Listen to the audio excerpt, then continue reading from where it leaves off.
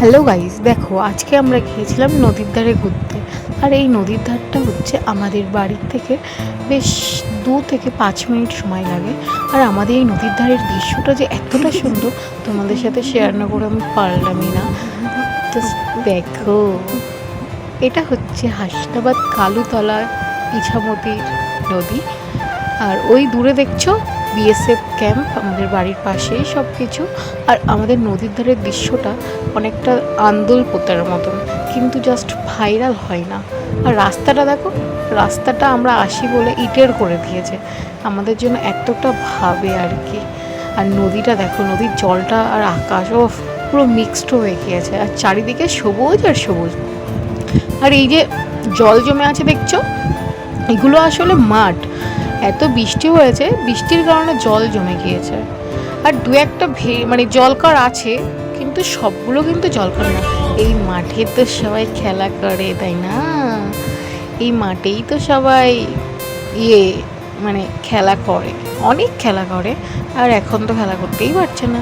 আর ওই যে দূরে দেখতে পাচ্ছ, ওইটা হচ্ছে বাংলাদেশ, ওই যে। আর তার মাঝখানে যেটা আমি হাত দিয়ে দেখালাম, ওই দিকটা টাকি আর এই দিকটা হাসনাবাদ।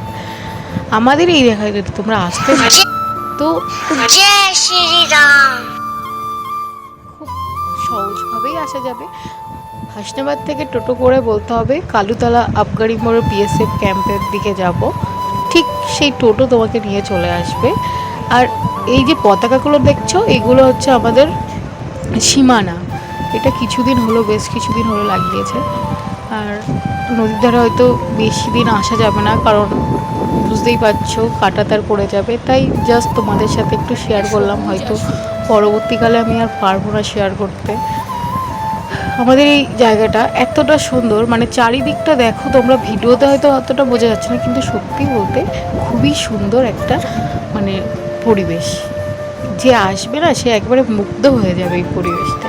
তোমরা একবার এসো কিন্তু, ঠিক আছে? আর তারপরে এই ছাগলগুলো দেখো, এই হচ্ছে ভেরি, এইগুলো জলকর, এই জলকরে অনেক মাছ হয়। তারপরে আমরা বাড়ি চলে আসলাম। বাই।